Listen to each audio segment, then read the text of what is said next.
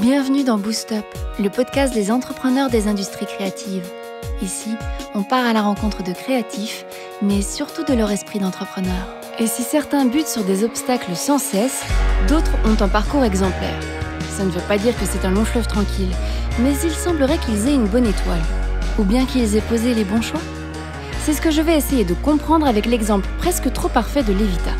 En à peine 2 ans, ils ont créé un produit qui s'exporte de Singapour jusqu'à Dubaï en passant par Macao et leur équipe est passée de 2, Philippe et Clément, à 7 personnes. Philippe et Clément, ce sont les fondateurs, un architecte et un vétérinaire qui ont tout lâché pour révolutionner leur passion et en faire un produit de luxe, la magie. Experts de close-up et de mentalisme, ils ont su faire de leur passion un métier.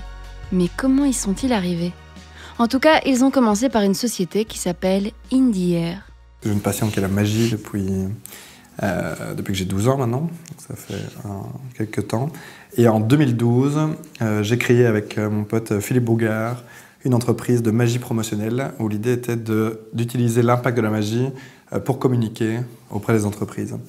Et donc concrètement, si on travaille pour Apple, l'idée c'est de faire apparaître leur iPhone à leurs clients pour qu'ils s'en souviennent d'une manière un peu plus forte. Et donc on a créé tout un tas de concepts qui vont se décliner sur l'événementiel, généralement corporate, B2B.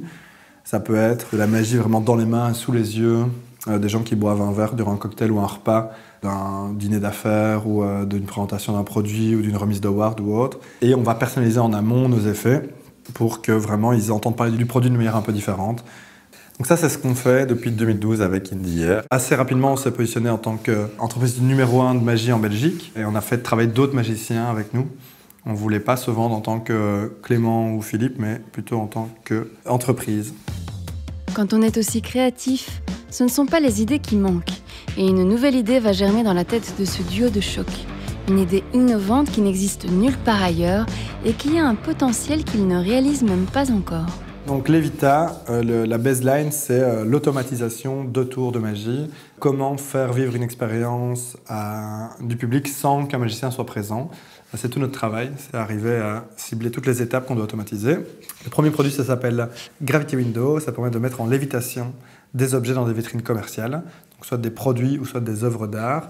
Le premier produit qu'on a sorti, c'est Gravity Window 2 Box. C'est un format pour des vitrines de 50 x 70 cm dans lequel on met un petit objet, des lunettes, une bague, peu importe, un portefeuille, des petits objets. Et ça vole à 360 degrés et il n'y a plus de support, donc des montres qui valent des centaines de milliers d'euros. Le moins de centimètres carrés est super important. Et donc, ça permet de présenter les objets d'une manière fun, originale et sexy. Faire de la magie sans magicien. Un rêve un peu fou pour lequel ils imaginent un prototype avec lequel ils remportent la bourse Boost Up. Et avec ce coup de boost, ils passent de leur prototype fait de bouts de bois à un système fiable qui s'exporte rapidement jusqu'à Singapour. Expliqué comme ça paraît simple. Mais ils ont tout de même rencontré 2 difficultés techniques majeures. Nous, le système de lévitation, le trucage, on le connaît depuis 10 ans, on le fait dans un spectacle, mais c'est nos mains qui le faisons. Et donc, on a dû, se dire, on va juste l'appliquer avec une machine, ça nous paraît assez simple. Et quand on l'a fait, c'était beaucoup plus complexe. Et on a rencontré 2 énormes problèmes. D'abord, c'était le multi-condition. Quand on est sur scène, on peut demander de mettre un spot un peu moins fort, de gérer un petit truc ou d'essayer de ne pas le faire le tour parce que ça ne se met pas. Ici, quand on vend un produit haut de gamme à l'international, ça doit marcher tout le temps. Ça doit marcher qu'il y ait 30 personnes devant, qu'il fasse plein soleil, que ce soit extérieur à l'intérieur, que les gens soient petits, soient grands. Donc, il y avait ce côté universel qui était vraiment complexe à gérer. Et donc, ça a pris vraiment du temps pour que ça convienne dans toutes les conditions. Et la deuxième étape, c'était comment rendre le produit ergonomique et facilement utilisable par tout le monde. Ça a été tout un énorme travail. Il fallait au maximum diminuer le travail qu'allait faire le client. Il fallait que quand il reçoive, il appuie sur play, ça vole, pause, ça arrête de voler. Et donc ça devait être aussi simple que ça. Et donc c'est les 2 grosses problématiques qu'on a dû régler. En plus des difficultés techniques, il y a aussi la difficulté de vendre un produit unique dans un marché de l'hyperluxe qui reste très restreint. Un marché qui a ses propres codes et un fonctionnement tout à fait particulier.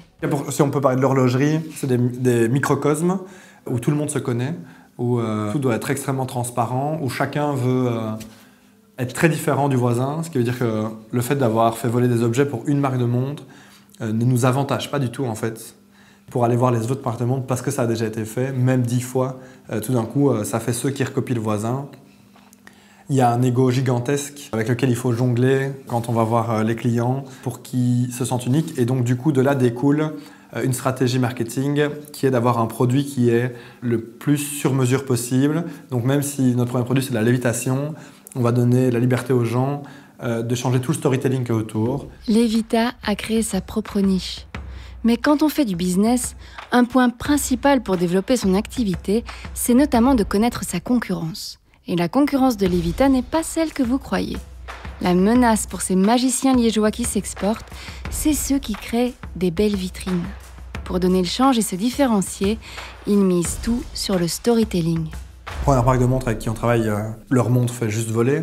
Pour une autre, si on travaille par exemple avec une marque de bijoux qui vend des ballerines et des danseuses, plutôt que faire voler l'objet, on pourrait les faire danser et les animer. Si on travaille avec une marque de montre qui est liée, je sais pas, à la Lune par exemple, qui a une communication autour de ça, ben on peut partir sur un zéro gravité, avoir un objet qui rebondit un petit peu comme si on était dans l'espace. Et donc après, il y a tout un storytelling à raconter avec ça. On peut changer les décors, on peut changer le format. Une des forces de Levita était de bien s'entourer.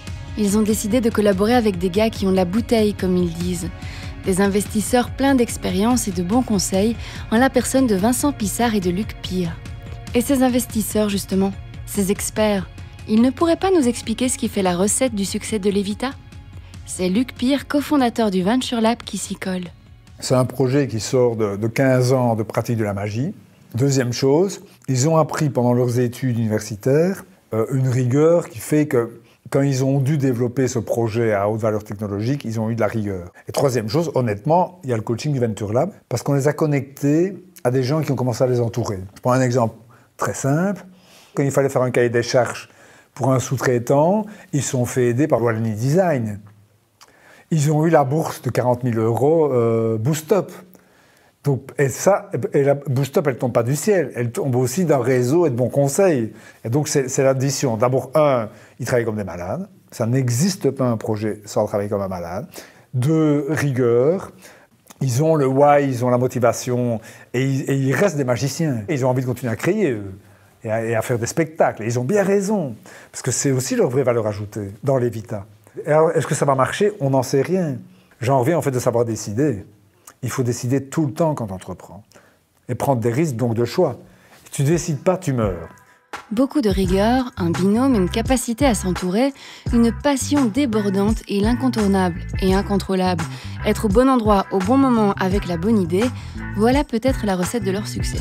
Mais il y a quelque chose d'autre que je perçois. Levita, pour Philippe et Clément, c'est un moyen de créer, pas une fin en soi. Aujourd'hui, c'est l'heure établie, leur canevas. Demain, ils seront ailleurs. Ils feront autre chose. Comme le disait Luc Pire, ils ont la tête toujours tournée vers l'avenir. Ambition à moyen terme pour Levita avec notre premier produit, c'est de rester dans le luxe puis de s'ouvrir des marques gamme moyenne. Et puis éventuellement aller dans le B2C, donc des gens qui iraient dans des beaux magasins d'expo, qui repartiraient avec leurs petits trucs à lévitation, ils mettraient ça chez eux, la montre le soir et tout, ça pourrait être cool. Et pouvoir automatiser un maximum de choses dans la magie, pouvoir faire parfois même des spectacles sur scène, on imagine 200 personnes qui viennent dans une salle de spectacle. Pas de magicien, juste de l'automatisation, avec des expériences visuelles extrêmement fortes, de la 3D, de la projection. Je ne pense pas avoir percé le secret de Levita.